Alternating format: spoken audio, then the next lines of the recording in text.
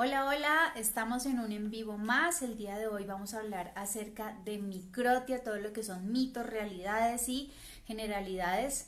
Estaré acompañada del doctor Luis Serrano desde Ecuador, quien nos va a estar aportando todos sus conocimientos. Vamos a esperar a que él se nos conecte, así que tengan todos ahí listicas sus preguntas. Quiero de pronto pedirles un grandísimo favor porque yo sé que ustedes siempre tienen muchas inquietudes, muchas dudas y es que tal vez me dejen iniciar las temáticas que tengo ya planteadas con el doctor y hacia el final planteamos las preguntas porque ustedes saben que yo a veces me embolato y se me pierden las preguntas y pues no quiero que se queden ustedes con las dudas. Entonces vamos a esperar a que se nos conecte el doctor Luis, vamos a ver si de pronto ya está por aquí. Aprovecho para saludar. Hola, Doc Caro, desde Chile. Hola, Liz. Hola, Alejandra Pulido, Leslie, Margot. A todos muchas gracias por conectarse. Vamos a ver si ya está el doctor por aquí para que podamos arrancar.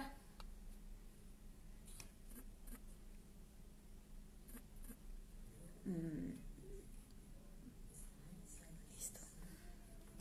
Listo, ya le enviamos la invitación. Vamos a esperar a que nos la acepte para que arranquemos con este tema de hoy que está súper interesante, así que espero que todos estén muy conectados y muy pendientes. Sigo saludando. Hola, Fonoaudiología Pitalito, Betsy Meléndez, Seba Cumicheo.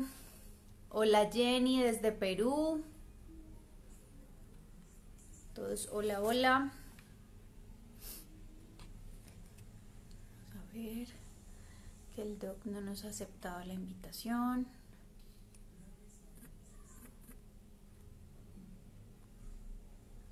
Aquí ya está. Esperando a que el doc acepte la invitación, no se me aburran, paciencia. Hola, doc, ¿cómo estás? Hola, Joana, ¿cómo vas? Muy bien, bienvenidísimo. Muchas gracias por aceptar esta invitación, por querer enseñarnos un poquitico de todo lo que sabes. Muchas gracias a ustedes, más bien. Bueno, Un Doc, placer. permíteme preguntarles a los que están conectados que si nos escuchan bien, por favor indíquenos si nos escuchan, si nos ven bien, para que nadie se vaya a perder la información. Aprovecho para ir presentando el día de hoy el doctor Luis Serrano desde Ecuador. Es doctor en medicina y cirugía, especialista en audiología y otoneurología y foniatría, ¿verdad? Así es. Listo, cuéntame un poquito, doctor, antes de que iniciemos, ¿qué haces tú? ¿Qué más haces tú allá en Ecuador? Este rato estoy imprimiendo cosas. Mira, el tema este del COVID realmente nos ha cambiado la vida y creo que va a cambiar la vida a mucha gente. La situación es difícil, lo que uno hacía hasta hace 3 meses no es lo que vamos a hacer actualmente. En mi caso, yo viajaba cada mes, estaba en un país diferente, viendo casos, viendo situaciones. Este mes, digamos, los 3 meses, he pasado encerrado en mi casa. Mi familia creo que es la primera vez que me ve juntos. ¿Sí me escuchas? Perdóname que te interrumpa, me dicen que se te escucha un poquitico bajito. Déjame ver, claro, porque debería estar bien. Lo que pasa es que es la primera vez que uso Instagram. Ahí mejor. Es la Ahí, primera vez que usas Instagram, tranquilo. Son contratiempos que a veces se presentan, pero afortunadamente todo tiene solución. déjame Puedes ver si subirle no. un poquitico más tu mic. Déjame ver si lo hacemos ahí. Por ahí tal vez. Mejor ahí. No, todavía sigue un poquitico bajito. Ahora, pues, no, no, déjame ver qué pasa con mi casa.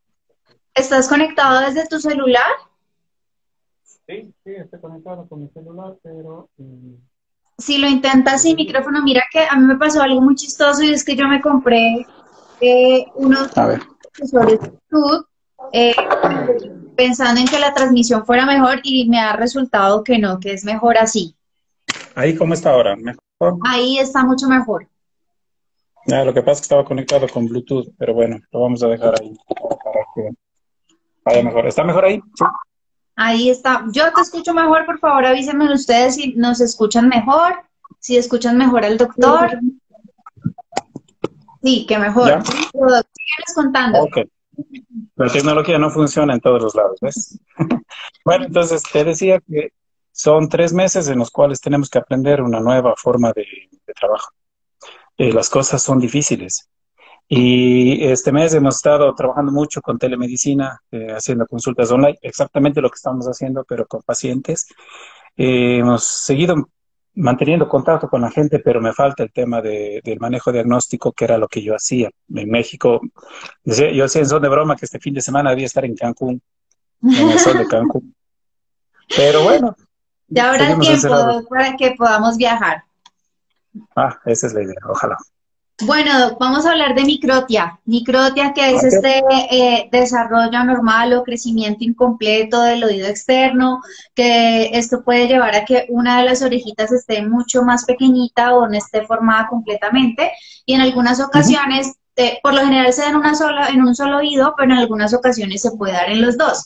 Entonces yo quiero que me cuentes o que empecemos hablando de por qué un niño puede nacer con microtia. Ok, bueno, vamos un poquito, retrocedamos desde por qué me intereso tanto en la microtia.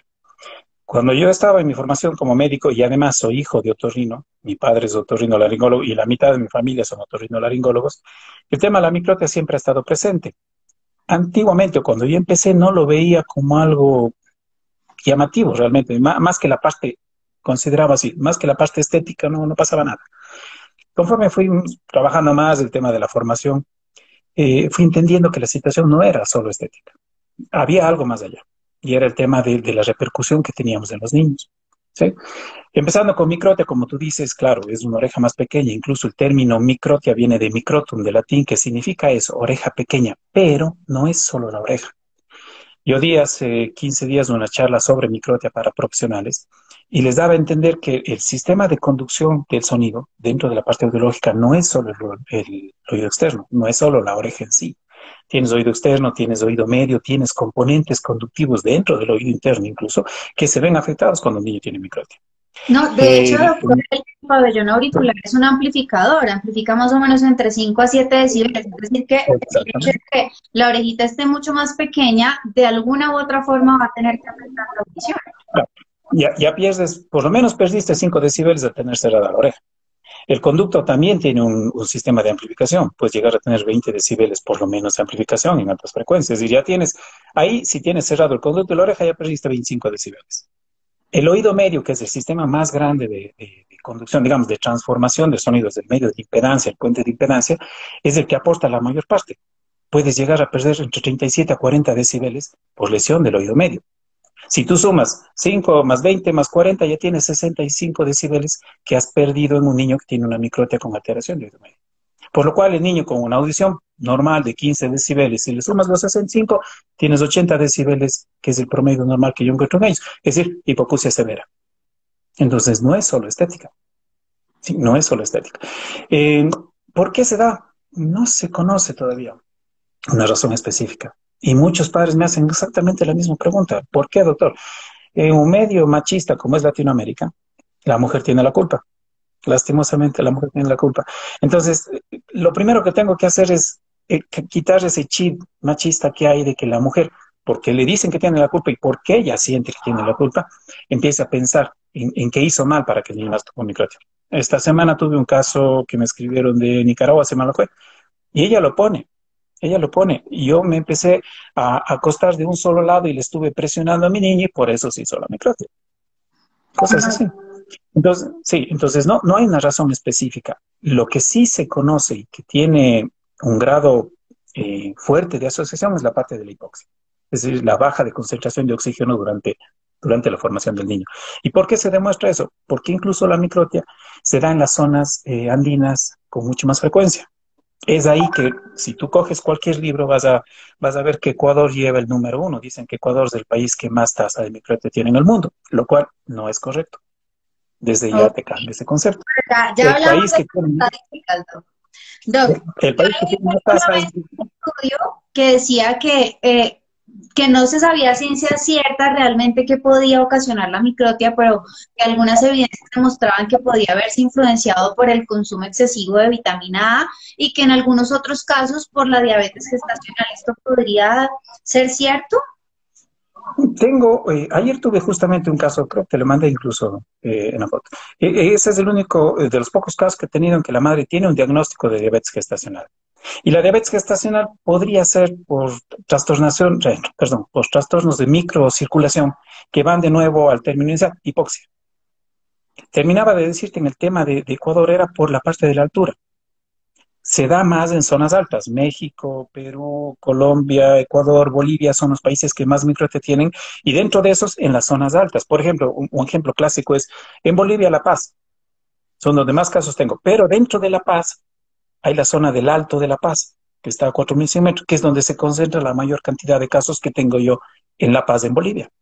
Entonces, nos lleva a pensar que la parte de hipoxia va. Incluso hay un dato interesante. Tengo casos de gemelos en los cuales el un gemelo no tiene microtia y el otro sí. Y coincidencialmente es el gemelo que nació de bajo peso, un peso muy inferior al otro gemelo, y da a pensar, y comparten una sola placenta, y da a pensar que el gemelo mayor, en término aparente, toma más oxígeno durante la formación que el otro, y por ende se produce la microtia. Es lo único conocido. El tema de la vitamina A está determinado, sí, ayer leía unos casos en Brasil, en que a una madre justamente le habían dado un tratamiento para el acné, el ácido retinoico específicamente, y su niño nació con microtia, entonces anexaban a que esa era la posible causa. Pero de ahí, de decirte, esta es la razón por la cual tu hijo tiene microtia, no. ¿Por qué? Tenemos niños en la costa, por ejemplo. Tengo muchos casos de niños en la playa. En Bucaramanga, yo tuve esta semana 3 casos de Colombia en Bucaramanga, que creo que no es una zona alta. Sí, Vale, entonces no encuentro una asociación. vale. Puede estar también asociado a síndromes como el Treacher-Collins y qué tan cierto puede ser que también incluso podría ser algo hereditario. Ok, hay complejos. En microtia tú tienes dos formas. Una que es asindrómica, es decir, no tiene, solo se presenta la microtia pura, y hay microtias sindrómicas que van acompañadas de otras lesiones. Treacher-Collins es uno de ellos, y Treacher-Collins es genético, es decir, hay una transmisión genética. Síndrome de Down también, yo tengo niños con Down y microtia, ¿sí? Pero de ahí, el siguiente paso de que sea genético como tal no está demostrado. No está demostrado, aunque sí hay familias. En México tengo un caso espectacular que es el abuelo, el padre, el tío y el hijo, por ejemplo, son 4 generaciones. Ayer, esta semana tuve aquí en Ecuador una madre y un niño con microtia, ¿sí? Y se presenta igual en Colombia y todo, pero no hay un gen determinado. Es decir, uno de los errores que se cometen, por ejemplo, en los estudios que piden a los niños es el estudio genético.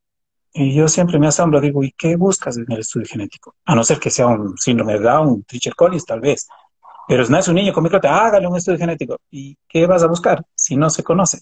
Nosotros estamos en un estudio justamente con la Universidad de Harvard. Yo tomé muestras de 150 niños cuyos familiares tienen microtia.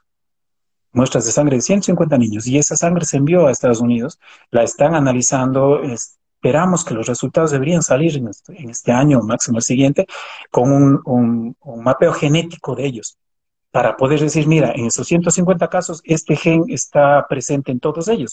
Podríamos pensar que hay un gen que causa microtia, pero hasta ahora, nada. Está comprobado. No está. Vale. No está comprobado. Hablemos de los tipos de microtia y en relación a esos tipos, ¿cuál podría ser el grado de afectación a nivel auditivo que podría llegar a tener? Ok, esa es una pregunta simpática porque mucha gente, bueno, hay 4 grados de microtia. Yo te pasé unas imágenes, hubiese sido simpático si las pudiéramos colocar tal vez, porque ahí se puede explicar mejor. Voy a enfocar mi computador para que puedan ver. Aquí puse los 4 tipos de, no sé si se ve muy ahí, Ah, si lo alcanzan a ver. que baje un poquito el brillo. Ok, tienes 4 tipos de microtia, claro que están al revés. Y se clasifica, o esta clasificación que todos la vemos y que la buscas en el internet y te sale, es una clasificación estética. Es decir, el grado 1 en el cual hay una pequeña malformación, pero la oreja conserva su forma. El grado 2 que tú puedes decir, eso todavía es una oreja, pero es muy pequeña. El grado 3 que es la más frecuente, que es lo que nosotros llamamos la típica oreja de salchicha, ya no tiene forma de oreja, es un solo rezago de piel larga. Y el grado 4 que es la ausencia de pabellón, ¿sí? Pero lo grave, Joana, no es eso. Yo tengo muchos padres que me dicen, ay, doctor, estoy feliz porque mi hijo tiene microtia grado 1. Y tengo el lado opuesto, viene la gente llorando. Y justamente ayer tuve un caso que me decía, doctor, es que estoy complicado porque mi hijo tiene microtia grado 4. Y no marca eso la gravedad de la microtia, sino la ausencia del conducto. Es muy raro, es muy raro. Tú me comentaste hace un momento un caso que tuviste hoy, y yo te dije que no tengo más de 5 casos, creo, de todos los más de 3.000 que tengo. en los cuales, a pesar de ser grado 1, también hay una afectación de conducto o incluso afectación de oído. Sí, la afectación auditiva está presente en prácticamente todos los casos. Tuve un caso muy simpático que incluso lo publiqué en el Facebook la semana pasada, no sé si lo viste, me trajeron a una bebé para que la vea. La nena tiene una microtia grado 1, no tiene conducto, y cuando me fijé en la mamá también la tiene. Y no lo sabían, ¿no? O sea, sabían que tenía un problema de audición, su oreja, pero no, nunca asociaron que era microtia. El rato que la vi dije, tú tienes microtia igual que tu nena. Y cuando le hice una evaluación, su conductor era estenótico, ella sabe que tiene un problema auditivo y le tenemos que hacer una evaluación. Por eso vino una paciente y terminé con 2. Entonces, no depende realmente la forma de la oreja, depende si hay o no hay conducto, y eso es verdad. Doc, pero por ejemplo, en este caso de los bebés a los que uno les hace el tamizaje neonatal y dan que lo pasan, ¿cuál sería el paso a seguir teniendo en cuenta que igual pues está esta microtia presente? Ok, hay un tema que yo hablo siempre. Yo presenté una charla sobre tamizaje hace un mes. Y me encanta hablar de tamizaje porque todo el mundo dice, yo quiero hacer tamizaje auditivo. Los gobiernos ponen los equipos de tamizaje auditivo. Todos estamos contentos, pero nadie sigue las pautas del tamizaje. ¿Y a qué me refiero? Factores de riesgo. Es decir, cuando tú tienes niños con factores de riesgo, ¿cuál es la regla del tamizaje? No hacer un estudio, mantenerlo en control, mínimo 3 años. ¿Y cuál es dentro de los factores de riesgo? El primero, en orden alfabético, las anomalías craniofaciales. Es decir, toda alteración o malformación a nivel de orejas, mamelones periauriculares, ausencia de conductos, lo que tú quieras, te determinan a que ese niño puede tener un problema auditivo, incluso a tipo neurosensorial, por lo cual requiere tenerlo en control por lo menos 2 veces al año durante los 3 primeros años. Entonces, la primera regla, lastimosamente, no se cumple. Incluso en los niños con microtia completa, y tú lo has visto, yo te pasé unas estadísticas en las cuales les hacen un solo examen. Y no es raro, tengo un joven de 17 años, 15 años, 14 años. ¿Cuándo fue la última vez que te hicieron un examen? Ah, no, cuando nació le hicieron los potenciales y para contar. Entonces, no es correcto. El manejo audiológico, y es algo que yo pongo siempre, el manejo audiológico en niños con problemas conductivos no es correcto. No se lo hace bien. Si tú tienes un tamizaje y el tamizaje te dice que si el niño te nace con una malformación, tienes que mantener un control, esa es la norma. Puede ser que te pase ahora, y por eso te decía, es un caso especial. Puede ser que te pase, pero esperemos el crecimiento, esperemos la maduración. Puede ser que su conducto sea permeable este momento y conforme crezca el conducto se estenose y se cierre. ¿Qué puede pasar? Entonces hay que mantener un control. Esa es la regla. Vale. Doc, en el caso de que entonces el niño nació con microtia, ¿qué hay que hacer? ¿A dónde cojo? Okay. ¿Qué hacemos? Yo te voy a pasar unas imágenes que decía lo primero que no hay que hacer en el niño. Lo primero que no hay que hacer es apresurarse. Nace el niño con microtia, para los padres es un golpe, obviamente, ellos esperan el niño perfecto y algo no está bien.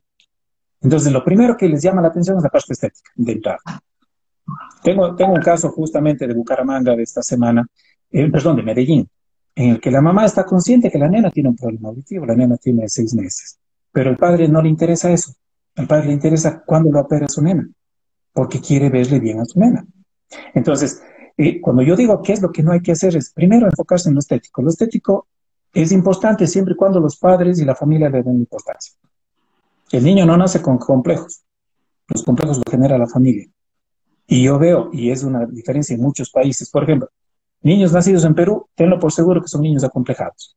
¿Por qué? Porque en Perú le dan muchísima importancia a la estética. Es más, yo sé que viene un niño con microtia a 3 cuadras del consultorio porque viene con un corte que tapa sus orejas, viene con la cabeza baja, son niños retraídos. ¿Por qué? Porque cargaron toda una culpa, toda una situación de la familia. No me pasa en Colombia. En Colombia viven bailando salsa y les encanta, y la familia. Lo que me decía la mamá de Medellín, a mí no me interesa, niño. Y yo le dejo el pelo, recogido, y que muestro sus orejas, y yo estoy orgulloso por cómo es. Cambias el concepto. ¿Sí? Entonces, olvídate de la estética. Segundo, los profesionales, los estudios genéticos, la tomografía. Lo primero que piden los otorrinos es, hagamos tomografía para ver si hay conducto. El nene tiene un mes de nacido y ya le están metiendo un tomógrafo, ya le están dando radiación. ¿Para qué le haces una tomografía a un nene al que no vas a operar? Como médicos sabemos que un estudio radiológico de más de 3 meses no tiene validez. Entonces, si yo quisiera intervenir a un niño, en 5 años o en 7 años tengo que repetirlo el estudio. Ah, no, es que para ver si hay conducto, no se opera el conducto, no se abre el conducto. Peor en un bebé de 3 meses. La única manera de yo saber si ese niño escucha o no son con estudios audiológicos bien hechos. ¿Ok? Entonces vamos, tomografías, vamos, estudios genéticos que te digo.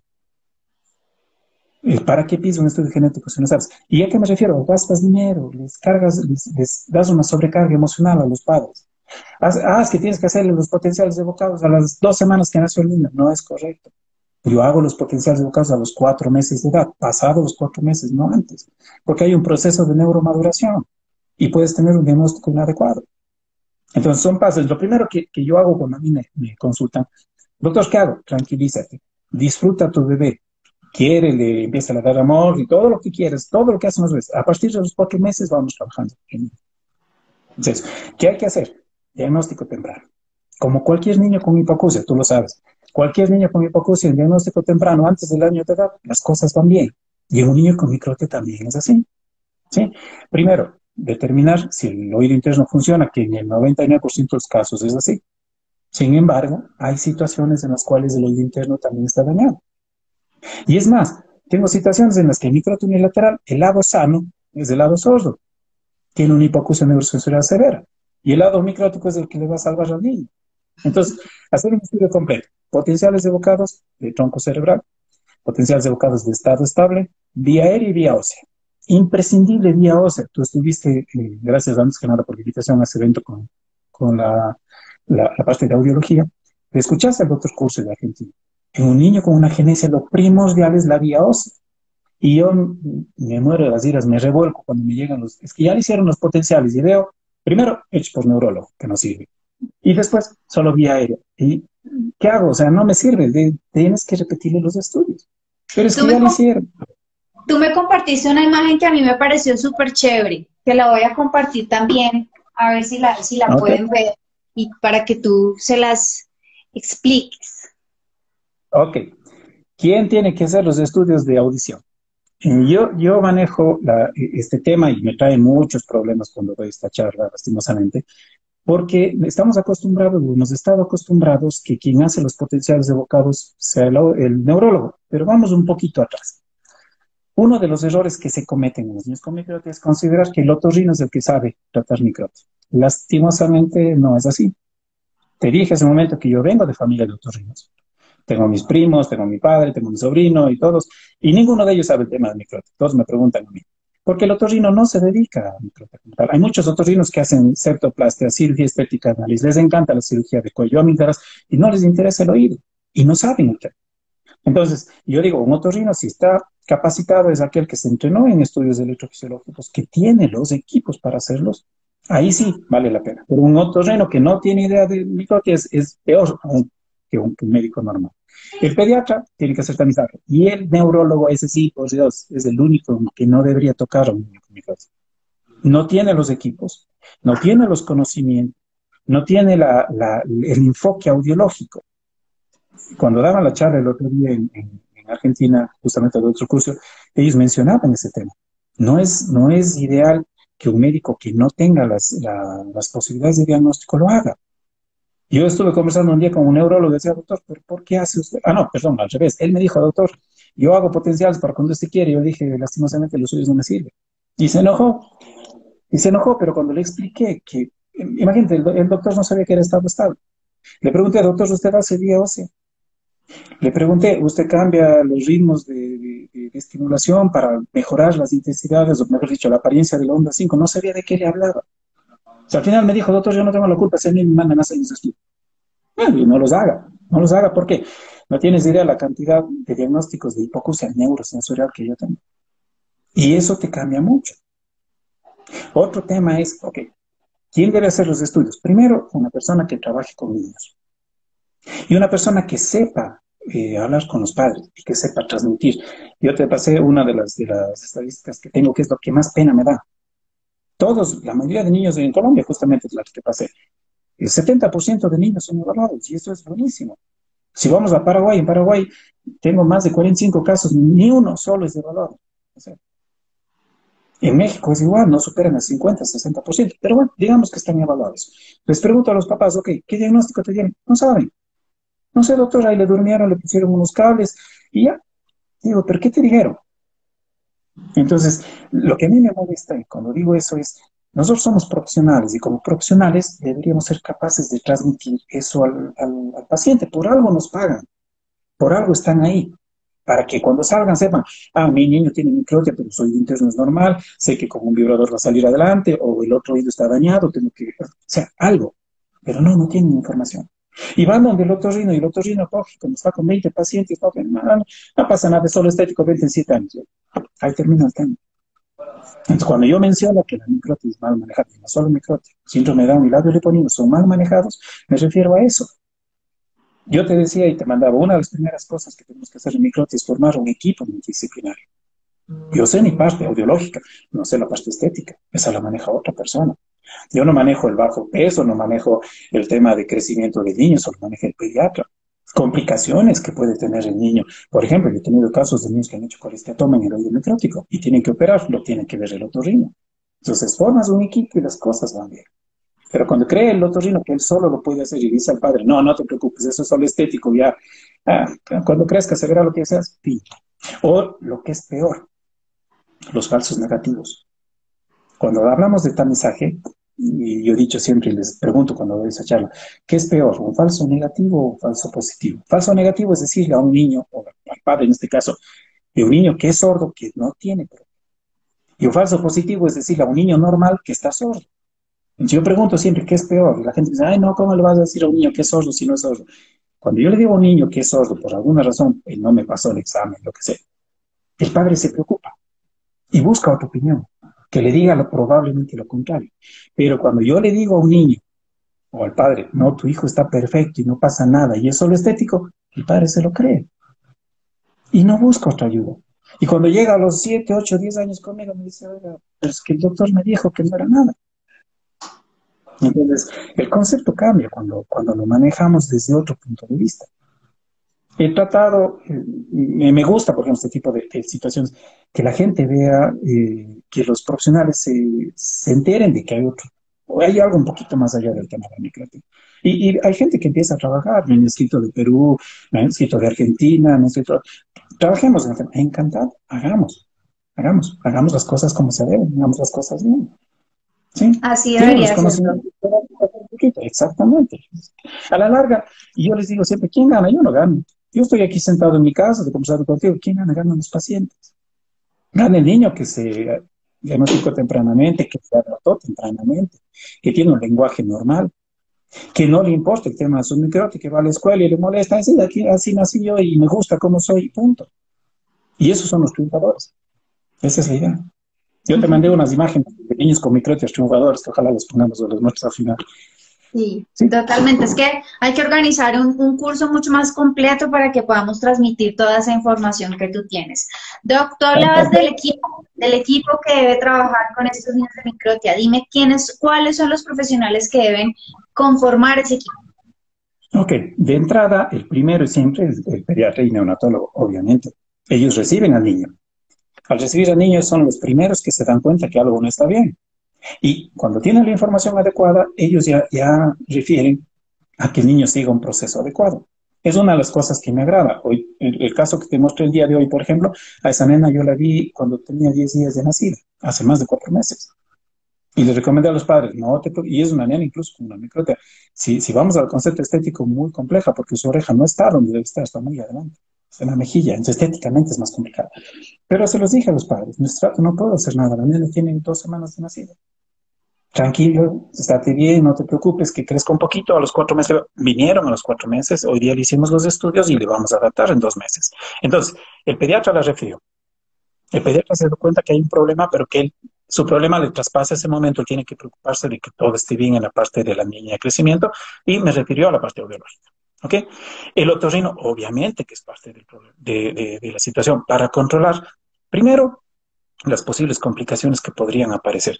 Tenemos niños que nacen, no es frecuente, pero nacen con estetomas congénitos, fístulas periauriculares que se presentan en los niños que tienen que ser operados tempranamente. ¿Sí? A veces los mamelones medio estéticos, medio feos que se pueden mejorar, lo puede hacer el otorrino tranquilamente. Y sobre todo, el control posterior. El niño nace bien, ya digamos una microtia unilateral y su audición del otro lado es normal. Pero ¿quién te garantiza que en los próximos 4 o 5 años ese oído siga normal? ¿Qué tal si el niño tiene rinitis alérgica? te estoy escuchando entrecortado. Agradezco si alguien me dice que está escuchando así o son todos. Ahí, ¿cómo está? ¿Está mejor ahí? Creo que sí. ¿Sí? Ya. Sí, Entonces, parece. te decía, el tema es que el niño nace en una situación, pero conforme el niño desarrolla puede presentar problemas. Y los problemas respiratorios de vías aéreas superiores son muy frecuentes. Rinitis alérgica, ¿sí? Problemas de adenoides, problemas de amígdalas van a repercutir en su lado sano. Si el niño va a hacer una otitis media serosa, seromucoide, y el niño tiene una disminución auditiva del lado sano. Entonces ahí entra el otorrino, tubos de ventilación, cirugía de adenoides, en fin, controles posteriores. La parte estética, la cirugía estética. En el caso de la nena de hoy, por ejemplo, se va a intervenir tempranamente, a los 5 o 6 años, pero para mejorar un poquito la estética de la mejilla. Pero la oreja en sí, nosotros mantenemos un criterio a partir de los 10 años, no antes. ¿Por qué a partir de los 10 años? Es el criterio que lo maneja la doctora Fernanda Balote. Porque quien decide la cirugía es el niño, no los padres. ¿Ok? Ah, o Cuando sea, tú operas, para que él mismo pueda decidir. exactamente, es que así debería ser. Pero Hay técnicas si hablamos anatómicamente, Doc, ¿cuál es la edad en la que uno dice ya es viable operar? a partir de los 9 años, en los cuales la oreja ya termina su crecimiento completo. Sí. Ok. O sea, la oreja termina su desarrollo a partir de los 8 o 9 años y ahí ya tienes el tamaño real. Hay una técnica, por ejemplo, en Estados Unidos que utiliza un sistema que se llama Medport, que le operan a los chiquitos a los 3 años de edad. Lo meten a 12 horas en un quirófano. Te sacan una millonada de dinero, son $55,000 promedio que cuesta. ¿Sí? A esa edad no estás operando al niño, estás operando a la familia. Estás operando al papá y a la mamá que quieren el niño perfecto. ¿Y qué pasa en esa cirugía? Como la oreja sigue creciendo, tienes que poner una oreja más grande para que la otra le vaya alcanzando. Entonces no es simétrico. Hay gente que me dice, a mí me gusta y yo quiero, ok, respeto, no me parece adecuado. Es más, la misma doctora Fernanda Balota, para mí la mejor cirujana de orejas del mundo, le dice, yo no debería operar orejas. ¿Sí? Entonces, por esa razón, yo espero que el niño me diga, sí, yo quiero operar. Yo he visto a Fernanda sacar de quirófano niños que no quieren operarse, que son obligados por sus padres. Y les pego una repelada a los padres, obviamente, porque el niño, o sea, tienes que respetar eso. Si el niño no quiere operarse, no, está bien. ¿Y cómo ganas a que el niño no se quiera operar? Acéptalo desde el inicio. Hay una frase que manejamos nosotros. Un niño acepta su microtia siempre y cuando la familia lo acepte. Si la familia no acepta la situación, si le tapa la oreja todo el tiempo, si todo el tiempo está con gorros, no lo va a aceptar. No, el niño se va a cargar esa misma cosa y a la larga quiere operarse. Y bueno, ese va a tener. ¿Sí? Así es. Doc, tenemos De una ahí, pregunta en relación a esto. Nos dicen, ¿se puede hacer una prótesis intercambiable de esas que se pueden pegar o despegar o no? Por sí, ejemplo, si sí, necesita usar lentes el niño. sí, se puede hacer. Es más, en Colombia hay tal vez uno de los mejores centros que realizan prótesis que se pegan. Nosotros manejamos o recomendamos prótesis en casos muy extremos, sobre todo cuando los niños fueron lastimosamente mal operados de pequeños. Causaron muchos daños, muchas retracciones, no se puede mejorar estéticamente y sí, se puede utilizar prótesis. Pero volvemos al concepto de ¿para qué utilizas una prótesis? Si el niño crece con una autoestima alta, no va a querer una prótesis. Esa es la idea. ¿Sí? Y ahí te decía, ahí entra el cuarto integrante de este grupo, que es el psicólogo. Pero yo sé muchas veces el psicólogo no es para el niño, es para los papás. Sí, los papás son los que requieren psicólogo. El niño le interesa un pepino, él no sabe nada de microte al principio. Normalmente los niños no toman conciencia hasta los 5 o 6 años. Entonces tienes 5 años para conversar con tu hijo y decirle, mira, tienes una situación especial, Dios te hizo especial, eres único y así va a ser. Y cuando pasemos 10 años, si quieres, te haremos la oreja. Si no, vas. Sí, es que eso también va a variar, como nos lo dice la doctora Carolina de Tech Salud, de que depende de cada caso. Y es que hay algo también que pasa mucho y es que generalmente los niños son muy crueles y está muy de moda lo que es el bullying. Entonces, por ejemplo, si es una microtia tipo 1, podríamos pensar que es un niño que va a tener un desarrollo normal, incluso psicológicamente, pero tal vez es una tipo 4, ahí tal vez ya hay, lo pensarían un poco más. Te comento que estéticamente la que menos llama la atención es la microtia grado 4, sobre todo cuando es bilateral. Sí, la que menos llama la atención es la grado 4, aunque parezca ilógico. Ahora, el bullying. El bullying siempre ha estado, no es algo nuevo. Lo que pasa es que ahora es un término gringo y todo el mundo, pero siempre ha habido al pobre, como decíamos, el pobre pato feo siempre ha habido. Pero yo les digo a los padres, mire, el bullying, si es que es por la oreja, es por la oreja. Si no es porque tiene los ojos rasgados, porque es tocho, porque es alto, porque es gordo, porque es flaco, el bullying va a estar. El bullying va a estar. Y yo lo que les digo a los padres es, ok, te acepto eso. Y sí, los niños, lo que tú dices, no son crueles, son unos monstruos terribles de los 6 años de edad. Pero tienes que preparar a tu hijo para eso, porque así es la vida. La vida no es un nido de cosas. Si tú le encierras a tu hijo en una bola de cristal, haciéndole creer que el mundo es perfecto y que él es el dueño del mundo, el rato que él salga al mundo y se estrelle, las cosas son serias. Y yo siempre doy de ejemplo a mi cuñado que está por aquí, ya lo veo. Mi cuñado tiene microtia, igual que muchos de mis pacientes. ¿Sí? Y mis sobrinos son perfectos, él ha hecho su carrera, una vida completamente normal. Y yo le preguntaba a él, y le he dicho, oye, bueno, ¿y cómo manejabas el tema del bullying? En los hombres es más fácil. ¿Por qué? Él me decía, el primer puñetazo se acabó el bullying. Me molestaba y chao, y se acabó. Sí, en serio. Entonces, todo depende de la actitud. No sé si tenemos tiempo, te cuento una anécdota. En Quito, yo tuve un día un paciente de 24 años. 24 años. Un tipo 2 veces mi ancho, vino vestido de rockero, su melena grande, o sea, un tipo que yo le decía, oye hermano, yo te veo en la calle y me cruzo la vereda porque me das miedo, o sea, de lo grandote que eres. Vino con su mamá, con su abuela y con su tía. Se presentaron los 4 frente mío. Yo preguntaba, ¿cómo te llamabas? Y la mamá se llama Juan.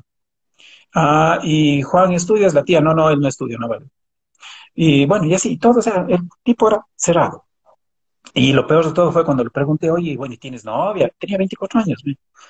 ¿Tienes novia? Y la abuela dijo, no, pues doctor, ¿quién le va a querer así? Esa fue la expresión.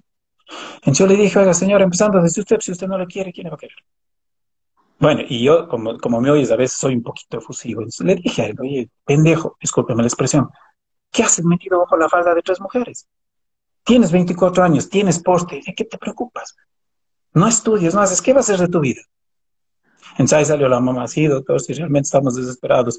¿Cree usted que necesitamos un psicólogo? Y claro que necesitamos un psicólogo, pero para ustedes 3 trío de locas. Digo, no, para el pobre, déjenle en paz, déjenle salir, porque ustedes son los que están causando el problema. Bueno, y al final, a los 2 meses volvió él solo. Se había inscrito en la universidad, ya vino hecho colita el pelo, o sea, cambias la actitud. Pero si los padres mantienen eso, de que, ay, pobrecito mi hijo y pobrecito mi hijo, pues vas a tener un hijo pobrecito que va a tener muchos problemas aquí, muchos problemas. Y que además que no se solucionan con la cirugía. ¿Por qué razón? Nuestra oreja es muy especial. Es un tejido suave, bonito al tacto, el cartílago se dobla y todo. La oreja reconstruida no es así. Es bonita, sí, cuando lo hace una persona como Fernanda, que es preciosa la oreja, pero al tacto es una costilla, es cartílago. Entonces, hay casos en los que los operados salen y dicen, pero esto no me gusta. Fin, acabó el problema. Empezó el problema, porque es otra situación. Gastas dinero, gastas todo y al penitente no le gusta eso, fin, o sea, ¿qué hacemos? Entonces, yo digo siempre, mira, si tú crías a tu hijo de una manera en la que él vea a la microtia como una situación que lo hace especial, pero que no lo hace único, porque además hay muchos, que no lo hace un monstruo, que no lo hace, las cosas cambian. Y yo les digo, oye, dentro de lo que yo veo, una oreja no es nada. Siempre pongo el ejemplo porque tengo muchos niños. Tengo niños con parálisis cerebral muy hermosos, bonitos, completitos, rubios, ojos azules, lo que tú quieras, que no hablan, no se mueven. Y cuando les comentas son los papás, o sea, una oreja. Hay peores cosas en la vida y la idea es de enfrentarlo. Por eso yo ponía y te mandaba esas fotos es en base a lo que un día pensaba, bueno, ¿cómo le muestro a la gente que la microtia no es una causa para que no triunfen en la vida? Fácil, busca triunfadores con microtia. Entonces, hay muchos, como digo, mi cuñado es uno de ellos, pero tienes el cantante de Kiss, por ejemplo. Mucha gente no lo sabe, pero el cantante de Kiss tiene microtia. ¿Sí?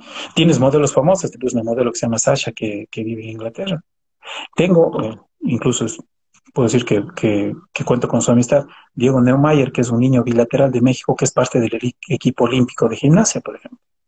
Sí, y él tiene un canal en YouTube que tú ves su transformación de un flaco, angurriento, como decimos nosotros, a un tipo que es, vaya, pinterísimo todo lo que va, sin 2 orejas. Hasta Disney tiene un personaje con microtia. Nemo, todos lo conocen, el pescadito tiene microtia y no sé si te has fijado. Y fue hecho por Disney en honor a la microtia. Es cuando la gente ve, ay, qué lindo el pescado. Ya, vas cambiando el concepto. Yo estoy en grupos de charlas y veo a los jóvenes, ay, yo pensé que era único.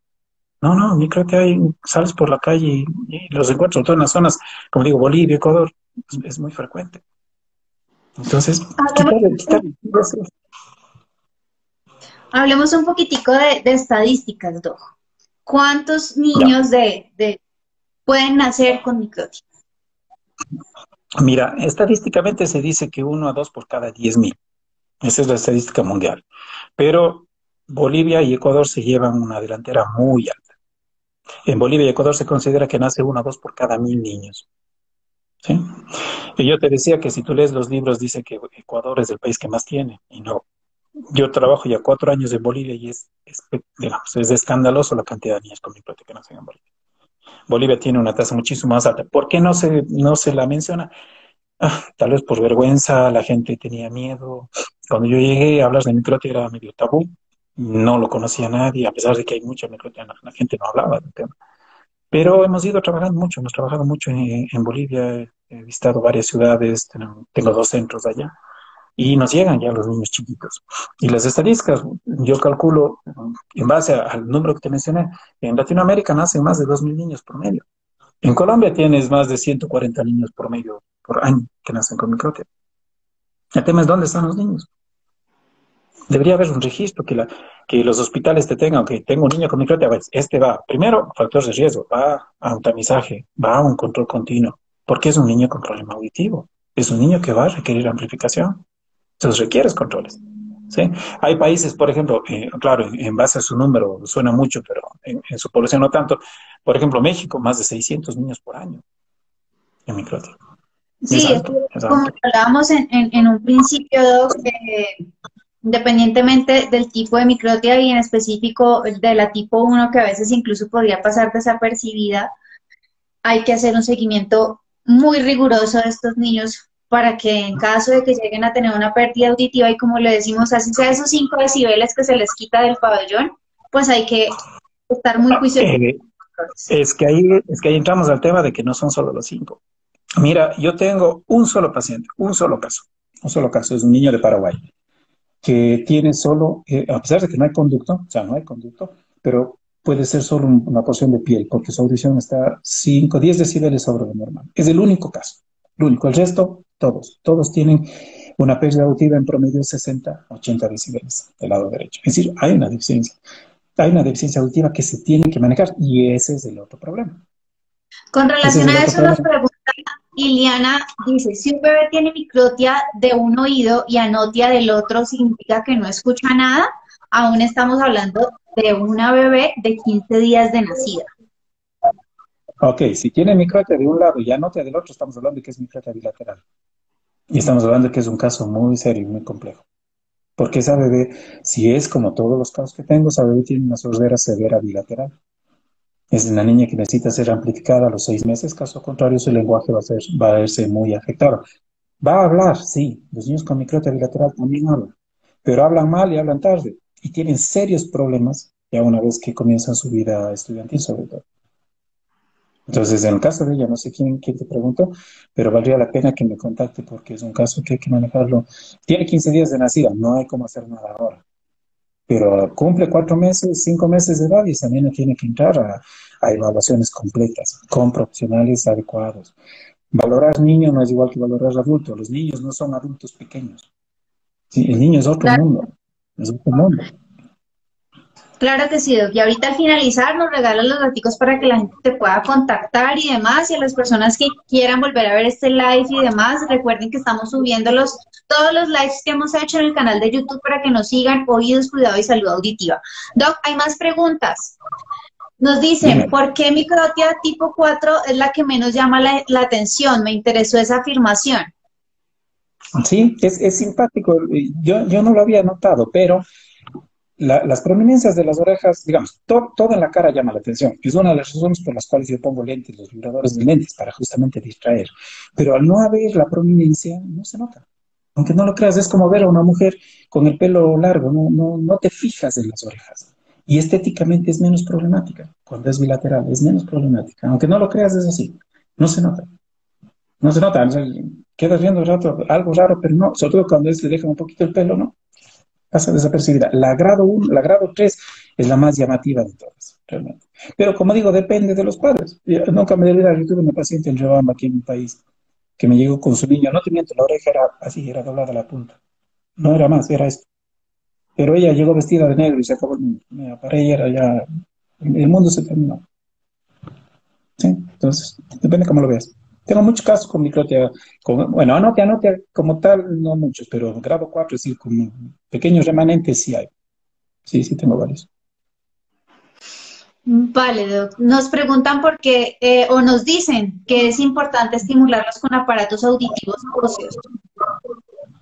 Sí, es indispensable, es indispensable.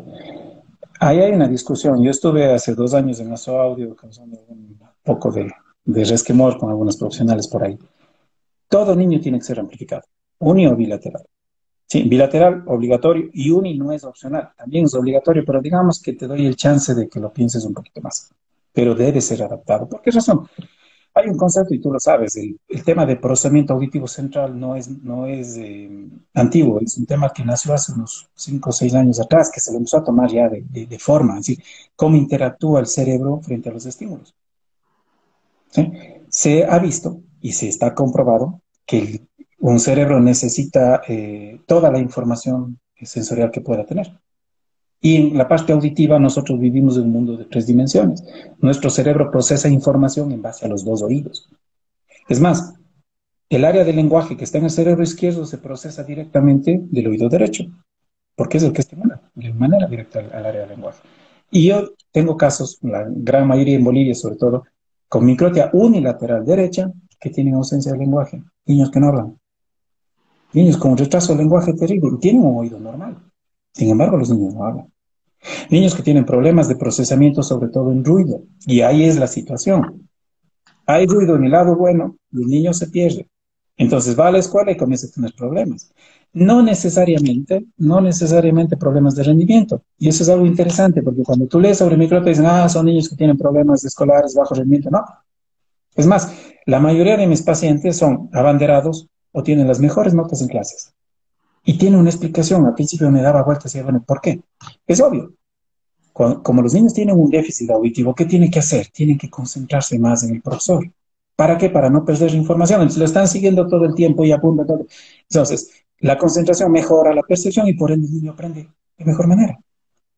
Pero también tiene sus consecuencias opuestas. Yo tengo un caso aquí en Cuenca de un niño que fue diagnosticado de una jaqueca, ¿cómo es que le pusieron? Jaqueca como psicológica, algo así por término.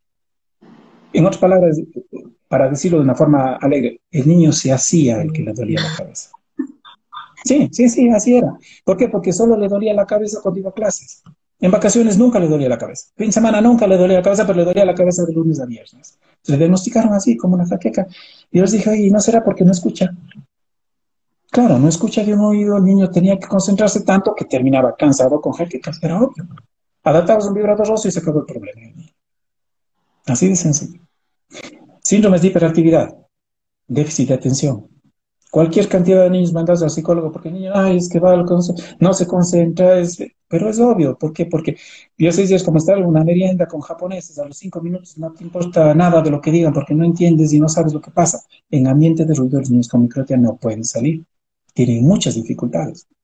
¿Que en la escuela lo puedan compensar? Sí. ¿Por qué? Porque en la escuela tú le dices a la maestra, mire, mi hijo tiene microtia, él no escucha, por favor póngalo adelante. Y la maestra dice, ay, pobrecito, tiene razón, me voy a dedicar con él. Y lo pone adelante y se dedica con el niño. No tiene mucho problema. En el colegio ya cambia. En el colegio ya cambia, la situación es diferente. Al niño ya no le gusta que lo vean así, medio se ubica de lado y empieza a tener problemas. Llega a la universidad y es imposible. Actualmente, la mayoría de jóvenes que yo tengo son universitarios. Llegan allá y dicen, bueno, ahora sí, me falta la audición, no puedo seguir adelante, necesito mejorar mi audición.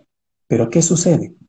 Ese oído ya está probablemente con un serio deterioro en su funcionalidad. ¿Por qué? Porque nunca se estimuló.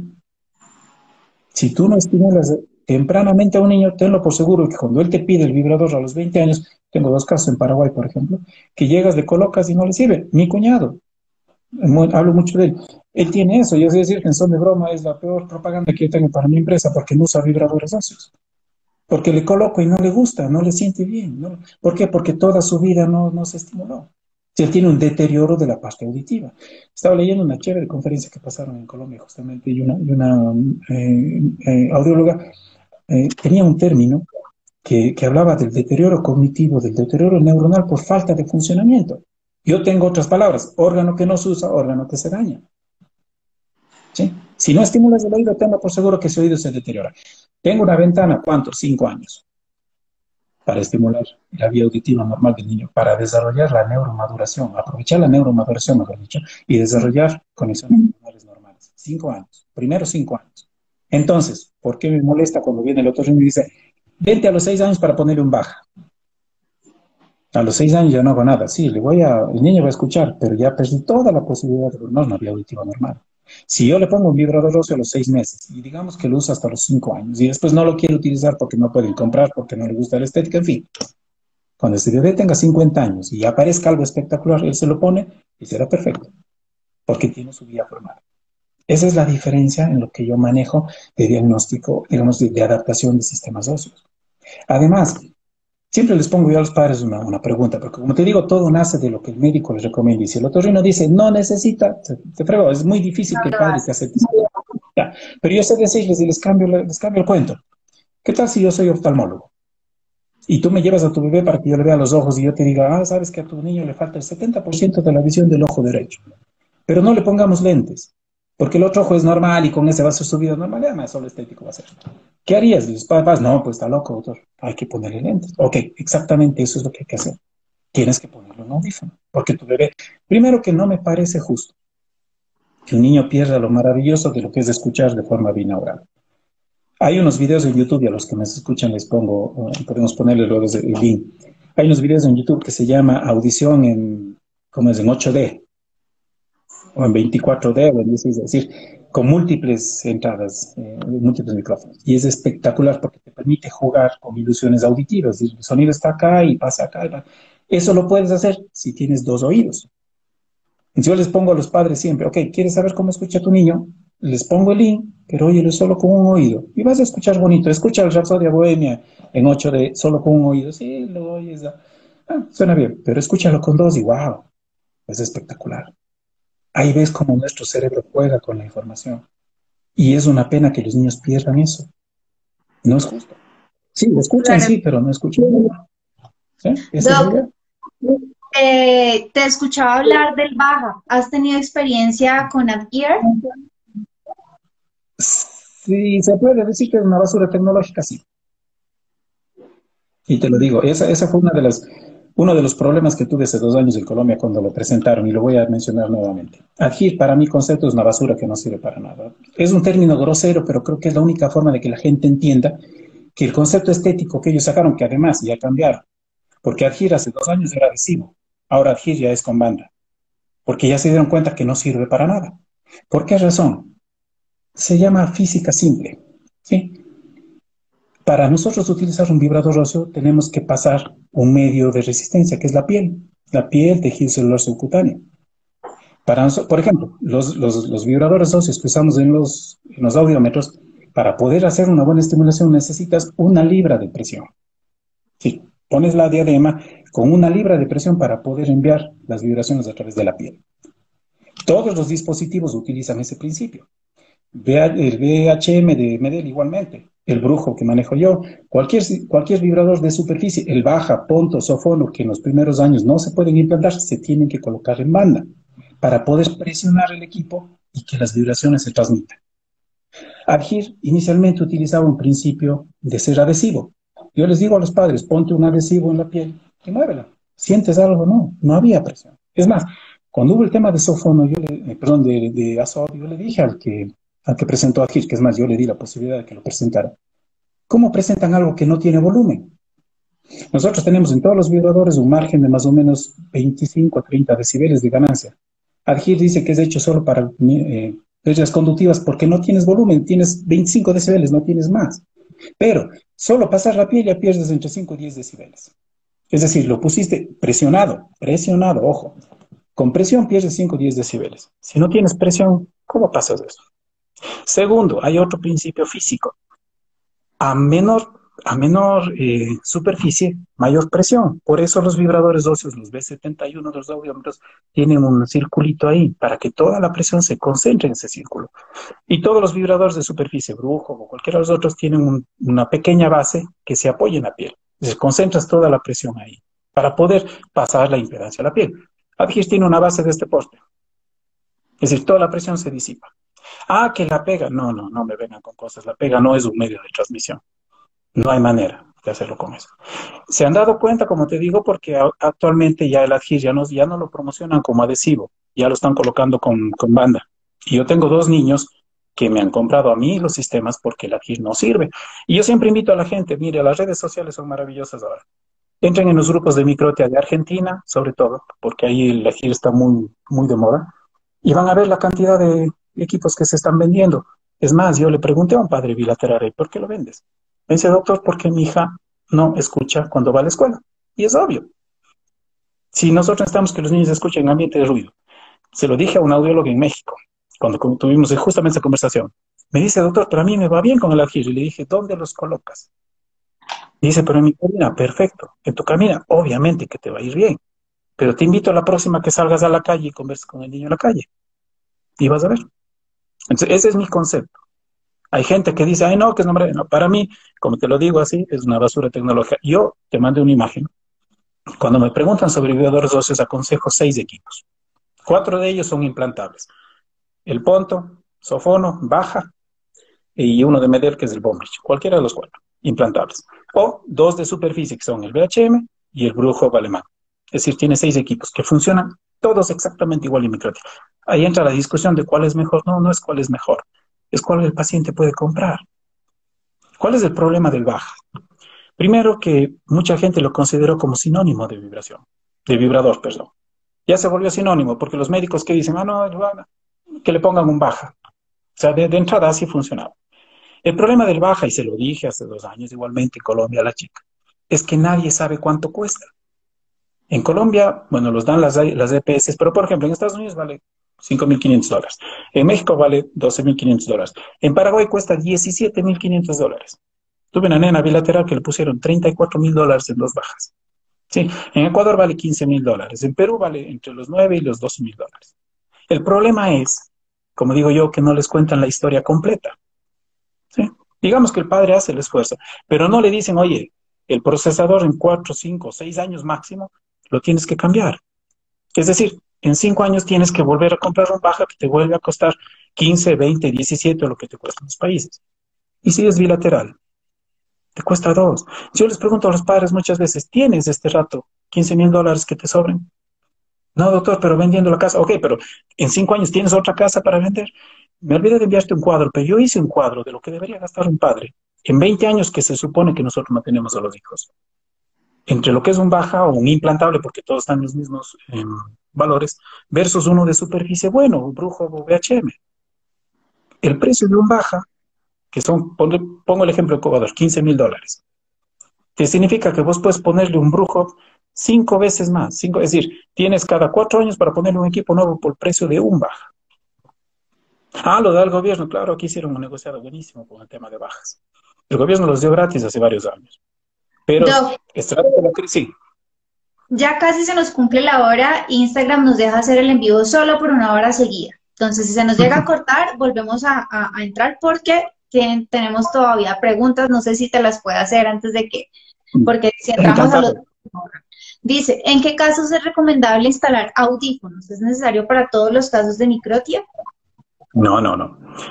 Yo tengo casos, bueno, primero, en microtia como tal, audífonos no va. Ni siquiera en aquellos niños que tienen conducto. ¿Por qué razón? Y ahí de paso, te mando un tip. En niños con síndrome de Down, con hipoacusia conductivo mixta, vibración ósea es mejor que audífonos. ¿Sí? Ya lo podemos conversar un rato. Si yo tengo un conducto estenótico, poner un molde ahí significa que a las 2 semanas, 1 mes, 15 días, se va a tapar con cera. El feedback es horroroso, no funciona.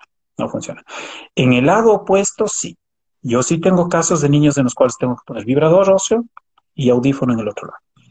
Porque sí Mm. tenemos casos de No- voces neurosensoriales. Nos preguntan por la edad de amplificación, que a qué ¿Por edad qué? se podría amplificar un niño.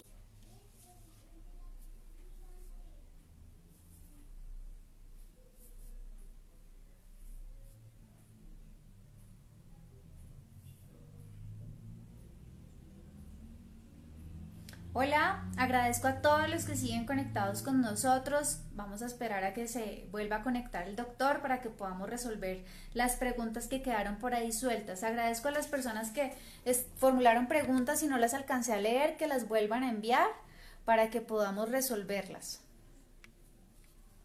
Vamos a ver si el doctor ya está. Está todavía.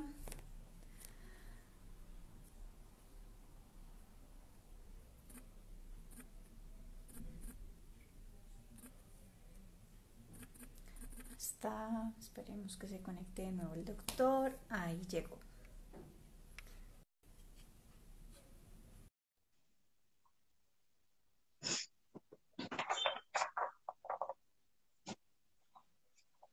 Ok, Listo, doctor. ya. Entonces te decía, nos quedamos en el tema de audífonos, de amplificación. ¿A qué edad pongo? ¿De qué edad? Ujú. Yo, yo coloco los vibradores desde los 6 meses de edad. Desde los 6 meses, unilaterales o bilaterales. Es lo que recomiendo, ¿sí? ¿Cuál es la edad ideal que dice justamente? Desde los 6 meses de edad. Ok. Ahora, eh, como tú me mencionaste un poquito el tema de amplificación y eso quisiera tenerlo claro. Para los que nos escuchan en México y en Perú sobre todo, no lo veo en Colombia. Hay un tipo de vibradores, entre comillas, que yo los llamo Frankenstein, ¿sí? Frankenstein era el personaje de novela, ¿te acuerdas? En el que se tomaban trozos de cadáveres y formaron un cuerpo. Ya. En audífonos también tenemos Frankenstein. Y son frecuentes en Perú y son frecuentes en México, en el cual un técnico habilidoso, entre comillas, toma un audífono tradicional y lo junta a un vibrador óptico de hace 50 años, con una diadema hecha, y amplifican a los niños. Pero la ignorancia es tal, y lo tengo que expresar así, que ellos ponen el audífono, utilizan generalmente los Naira 3 SP o hasta el UP, Ultra Power. Alguna vez le preguntaba a esta persona, le digo, oye, ¿por qué colocas este tipo de amplificación? Es que el niño es severo, profundo, es sordera severa, necesitamos ponerle alta amplificación. Si yo le dije, no seas ignorante, disculpen la expresión, el niño con microtia, con pérdida conductiva, tiene audición normal. Su oído interno es normal. No puedes ponerle 70 decibeles, 50 decibeles o 40 decibeles de amplificación. Peor aún por vía ósea, porque vas a terminar causando un trauma acústico, vas a dañar la audición del niño. Es más, tengo 2 casos con pérdida auditiva por usar ese tipo de vibradores, ¿sí? Y es así. Entonces, es a lo que me pongo. Muchas veces los padres me dicen, doctor, ¿qué hago? Quítale. Si tienes un enemigo o tienes una suegra que te cae mal, regálale el vibrador. Y con esto va a ir lindo. Ponle, pero no al de... No, en serio, o sea, cosas así. Entonces, ya te digo, vibradores hay 6, nada más. Esos son los que se pueden utilizar. El resto, cuento cómo se dice. Vale, Doc. Nos preguntan, y de hecho esto es algo que se me saltó y quería hablar contigo y aprovecho que ella nos hace esta pregunta y dice, mi hijo tiene microtia tipo 4 y mi pregunta iba enfocada a si todos los nenes con microtia tienen también hipoplasia del maxilar.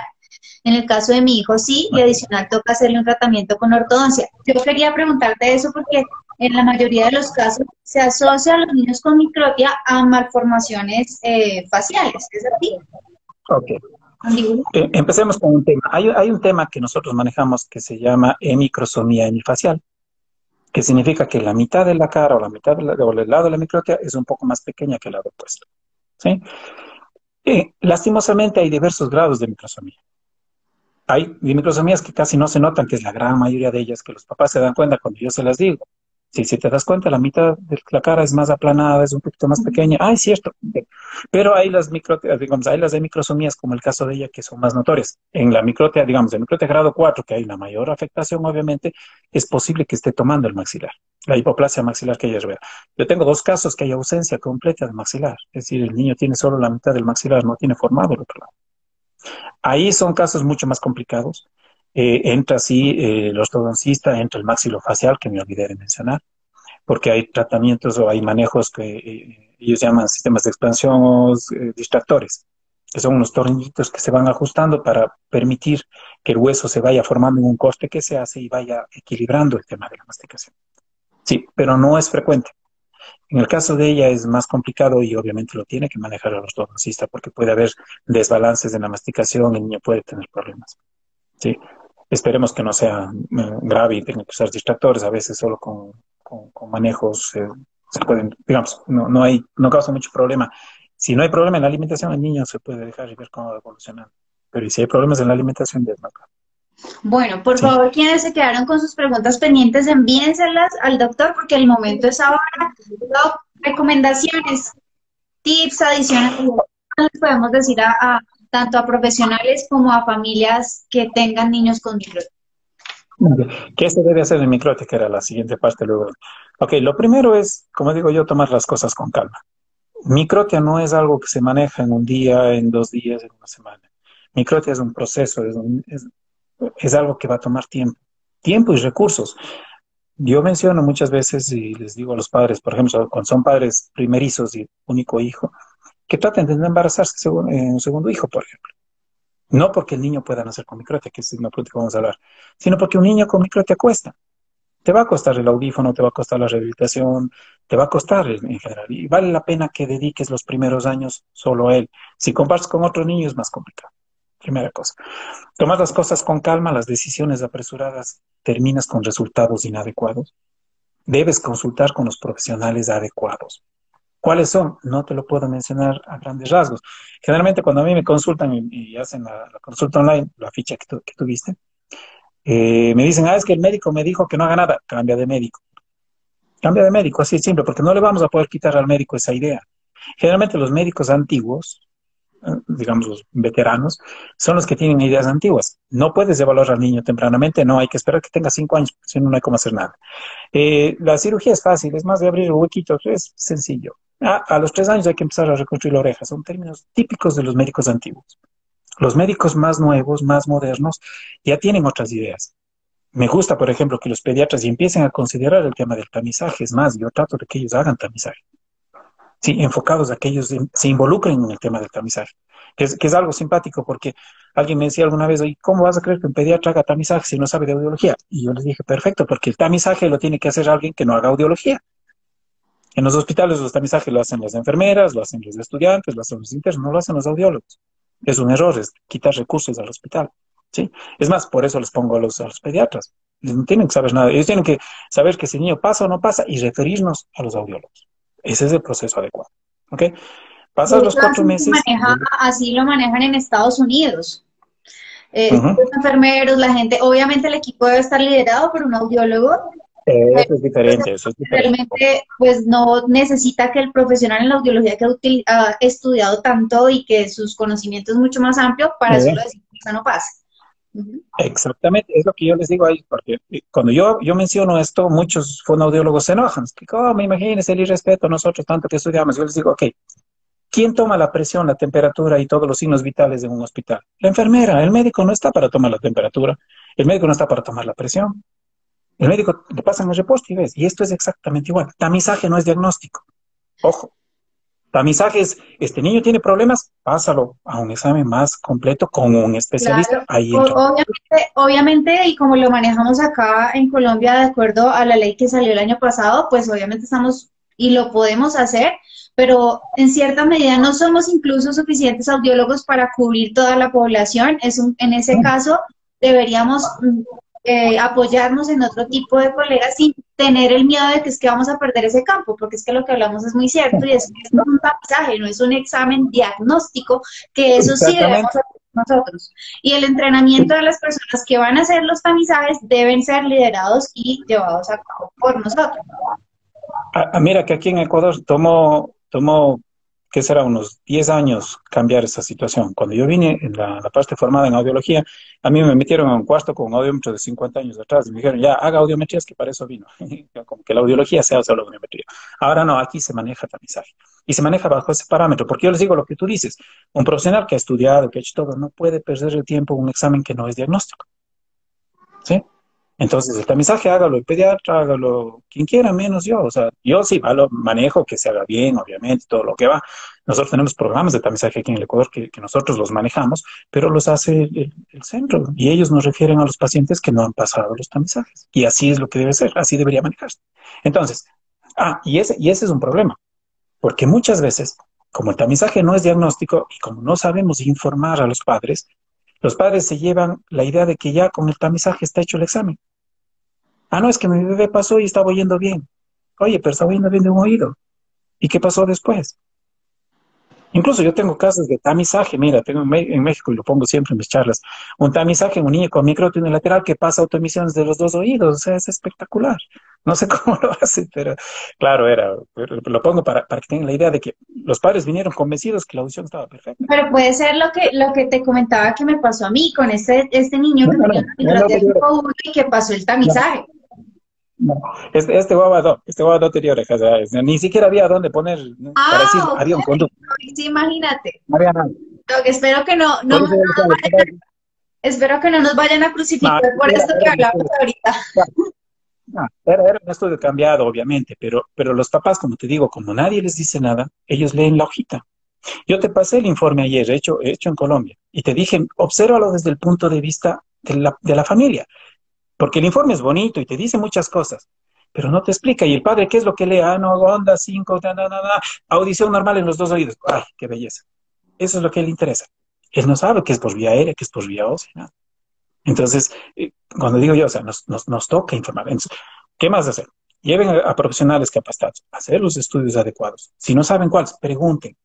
Lo básico, 4, hablando de electrofisiología, potenciales de tronco, vía aérea, vía ósea y potenciales de estado estable, vía aérea, vía ósea. Incluso si no pueden hacerle vía aérea porque los nuevos equipos te vienen la mayoría con auriculares de inserción y no todos se compran los auriculares normales. Entonces, no puedes hacer la evaluación en el lado de la microtia. Pero no me interesa realmente la parte aérea, a mí me interesa la vía ósea. Entonces, es indispensable que el niño tenga vía ósea. No me sirve. No lo puede hacer un neurólogo. Y si le mandan donde el neurólogo, reclamen, porque mi hijo no tiene que ser valorado por neurólogo, tiene que ser valorado por un médico que tenga experiencia en electrofisiología infantil, de niños, o sea, en niños, perdón, haber trabajado con niños. Ahí cambia el tema, ¿sí? Olvídense de la parte estética, no le den importancia porque no se puede hacer. Yo les digo a los papás, cuando uno busca, encuentra.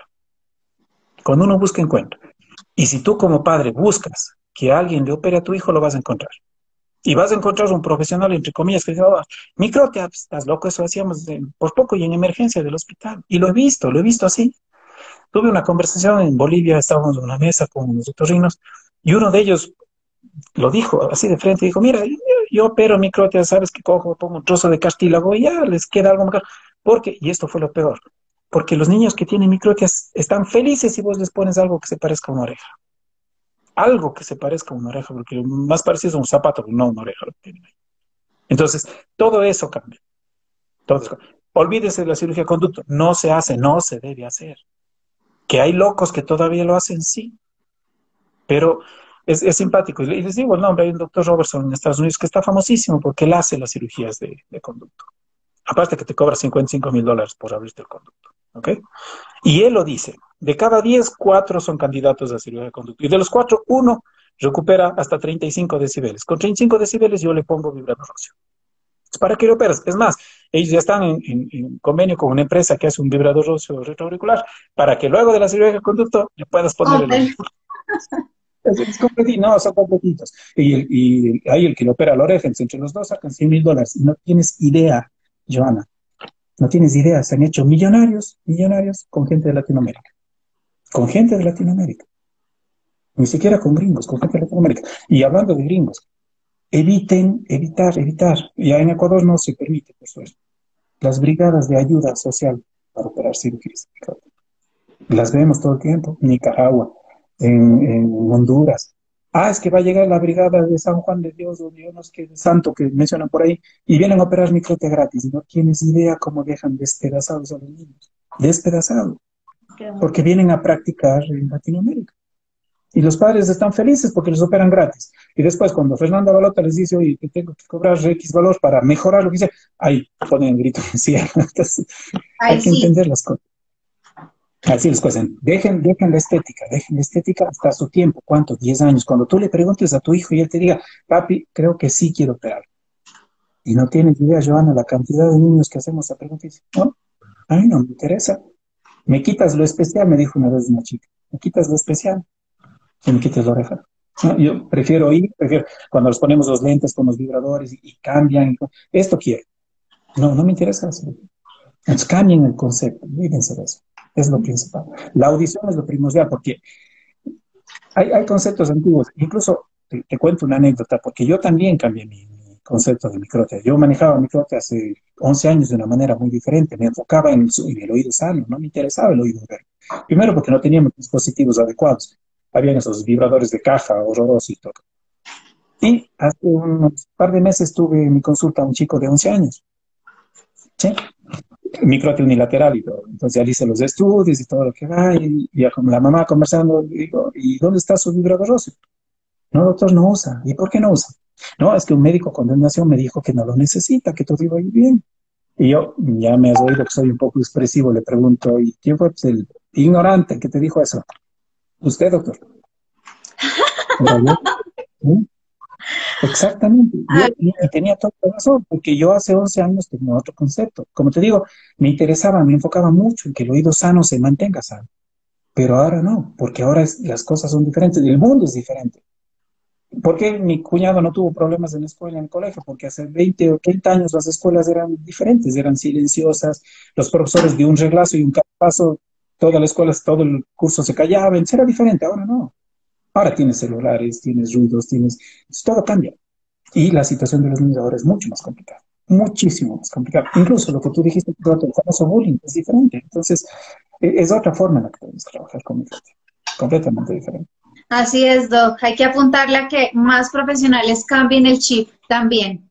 Así es. Y va cambiando. Oye, pasa en audiología, pasa igual. Hace 40 años adaptar a un niño sordo profundo un solo audífono era suficiente. ¿Para qué le ponías dos? ¿Para qué le ponías dos? Acá todavía también sufrimos por eso, por la binauralidad, pero bueno, seguimos trabajando para lograrlo. En algún momento lo haremos. Okay. Y tomando tu palabra, esa palabra es lo importante, la binauralidad. Y en niños con micrótea unilateral, ese es el término que yo manejo. La binauralidad, exactamente. Entonces, cuando a mí me dicen el tema de, por ejemplo, en un micrótico bilateral, que le pongas un solo baja. No, tienes que ponerle dos vibradores. Ah, pero es que no tiene para comprar. Entonces es un error. Es un error. Poner un solo vibrador en un bilateral es un error. Tienes que ponerle dos. Hay un concepto de atenuación interoral que no vale, que no es que no. Hay atenuaciones y se ve que los niños con dos vibradores óseos implantados o de superficie va mucho mejor que con un solo vibrador. ¿Sí? Y si en un bilateral le pongo un solo baja, entonces volvemos a lo mismo. ¿Por qué pongo vibradores en un unilateral? No debería. Y no es correcto.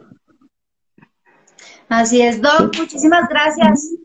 Ha sido 1 hora y 20 minutos larguitos de información súper interesante. Muchísimas gracias por toda tu información. Por favor, diles a las personas que aún están conectadas en dónde te pueden encontrar, a dónde te pueden escribir. Ok, hay una página, yo creé una página exclusiva que se llama microtelatinoamerica.com. Es una página informativa. Pero realmente mi oficina internacional de rato está en Facebook. En Micrótea Latinoamérica, búsquenme como Micrótea Latinoamérica, Juntos por un Futuro Mejor, porque ya me hackearon la cuenta. Por ahí apareció Micrótea Latinoamérica falseta, no soy yo. No soy yo. Entonces, Micrótea Latinoamérica, Juntos por un Futuro Mejor. Me doy el trabajo, Joana, de contestar todos los mensajes que me llegan. Y no tienes idea, que son bastantes, pero a todos, y toda persona que me escribe, le conversamos. Estamos trabajando ahora con la telemedicina, el tema de consultas online. Sí, lo que estamos haciendo ahora lo hacemos exactamente con ellos. Me envían los exámenes, lo vemos y lo trabajamos. Tengo personal, estamos abriendo en Bogotá, tengo personal en Bogotá, tengo personal en Perú, estamos trabajando ya, en Bolivia, Ecuador, en México estamos en lo mismo. La idea es hacer este programa internacional. Así que la gente, si tienes un niño con micrótea en Honduras, pues en Costa Rica vamos a tener un centro para manejar la parte de Centroamérica. Entonces tenemos Costa Rica, vamos a estar en México. En fin, mi programa es grande y la idea es seguir creciendo y seguir informando. Pero claro, le pueden escribir. Así será. Entonces ya saben a dónde pueden contactar al doctor, los que quieran ver los lives que hemos hecho y este incluido, aunque me demoro un poquito en subir este, pueden hacerlo en el canal de YouTube Oídos, Cuidado y Salud Auditiva. Y las dudas, inquietudes, preguntas también me pueden escribir con mucho gusto. De nuevo, Doc, muchísimas gracias y a todos que descansen. ¿Me pasas el link para yo también compartirlo en mi página? Ah, ese. Digo que me pase el link para compartirlo en mi página, ¿ya? Claro que sí, Doc. Ok, cuídate, cuídate. Y espero una siguiente invitación, hay mucho que hablar, ¿no? El tema de síndrome de Down es casi tan llamativo como este. Sí, señor. Hay mucho ¿Sí? tema por tratar. Ok, ok, chica. Cuídate, gracias a todos, igual. Un abrazo desde aquí para todos. Vale, Doc. Muchas gracias. Chao a todos. Chao, chao.